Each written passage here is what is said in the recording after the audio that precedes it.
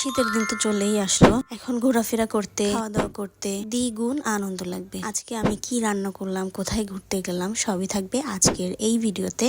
আসসালামু আলাইকুম, সবার কি অবস্থা? আমি ভালো আছি আলহামদুলিল্লাহ। আমি অল্প একটু বিরিয়ানি রান্না করছিলাম, ভাবলাম আপনাদের সাথে রেসিপিটা শেয়ার করি। প্রথমে একটু গরুর মাংস নিয়ে নিলাম, এর মধ্যে আমি দিয়ে দিয়েছি বিরিয়ানির মশলা, গরম মশলা আর হচ্ছে বাদাম বাটা। রোস্টের জন্য বাদাম বাটা করা হয়েছিল, তো ওইটারই একটু ছিল, আমি ওইটা দিয়ে দিয়েছি। এরপরে আমি একটু আলাদা করে মশলা দিলাম, যেটার মধ্যে ছিল কাজু বাদাম, কাঠবাদাম আর হচ্ছে জয়ত্রী। আদা রসুন বাটা দিলাম, সবকিছুর পরিমাণ কিন্তু আপনারা দেখতেই পাচ্ছেন। এরপরে দিয়ে দিলাম লাল মরিচের গুঁড়া আর হচ্ছে লবণ। এর মধ্যে দিয়ে দিব এই টক দই, যেটার জন্য মাংসটা অনেক তাড়াতাড়ি নরম হয়ে যাবে। এরপরে এর মধ্যে দিয়ে দেবো আমি তেল। আমি বিরিয়ানিটা রান্না করব পরের দিন, এর জন্য হচ্ছে সবকিছু আমি মাখায় তারপরে হচ্ছে ফ্রিজে রেখে দিব একদম এক রাতের জন্য। তেল দিয়ে দিলাম, তেল দেওয়ার পরে এখন মাখায় নিচ্ছি ভালোভাবে। টক দইটা যেটা দিয়েছিলাম এটা হচ্ছে একটু চাকা রয়ে গেছে, এটাকে আমি একটু ভেঙে তারপরে এখন পুরোটা মেখে নিব। বিরিয়ানি রান্না করা কিন্তু খুবই ইজি, যারা পারে না তারা হয়তো কখনো ট্রাই করে নাই। বিরিয়ানির লাস্ট লুকটা আমি দেখাইতে পারবো না, তার জন্য আগে আমি ক্ষমা প্রার্থী।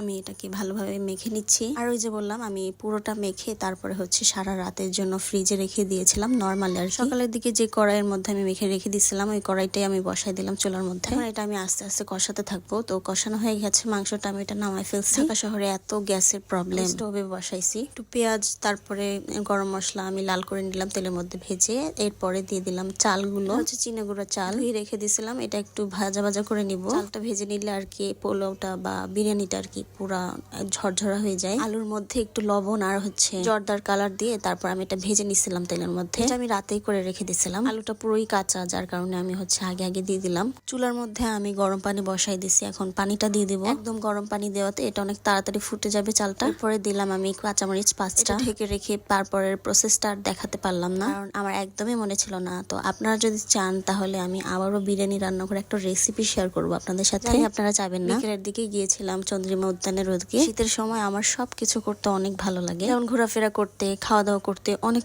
মজা লাগে। আমরা এই নীরব রাস্তায় দাঁড়াইছিলাম, তো ভালোই লাগতেছিল এখানে দাঁড়ায় একটু ঠান্ডা ঠান্ডাও ছিল, যার কারণে অন্যরকম ভালো লাগে কাজ করতেছিল। আজান দিয়ে দেওয়ার সময় হয়ে গেছে, মানে সন্ধ্যার আজান হয়েই গেছে।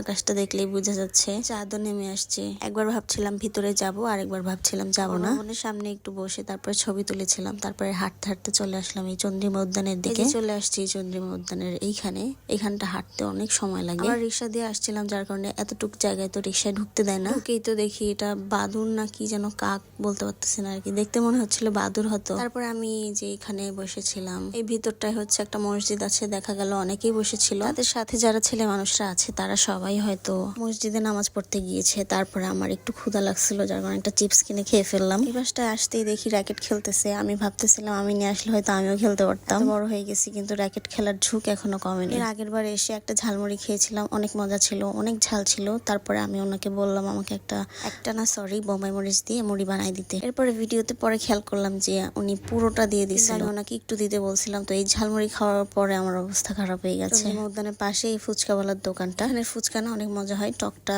অনেক মজা হয়। বাসার সামনে আসলাম, জান্নাতকে ডাক দিলাম। জান্নাত নামার পরে আমরা চলে গেছিলাম বাসার মাঠের ওখানে গিয়ে আমরা একটু খাওয়া দাওয়া করলাম। দোকানটা না পুরোই নতুন, দেখলাম আমাদেরকে সার্ভিস ভালোই দিচ্ছে, নতুন হিসেবে ভালোই ছিল। ফ্রাইড রাইসটা তেমন মজা লাগে নাই, আর চিকেনটাও একটু কেমন যেন ছিল, তবে সার্ভিস ভালো ছিল। খাবার দাবার হয়তো সামনে আরো ভালো করবে, আপনারা হয়তো ভিডিওতে খেয়াল করবেন। আমি ফ্রাইড রাইস তেমন খাই না রেস্টুরেন্টে গিয়ে। আজকে আমার খুবই ফ্রাইড রাইস খাইতে ইচ্ছে করছিল, যার কারণে আমি বললাম একটা ফ্রাইড রাইস নেই। এর আগে যেহেতু অনেক খাবার দাবার খাওয়া হয়েছে, তো এটা একদম লোড ছিল, একটু ওয়েস্ট করে আসছি। আজকের ভিডিও এতটুকুই। সবাই ভালো থাকবেন, সুস্থ থাকবেন, আল্লাহ হাফেজ।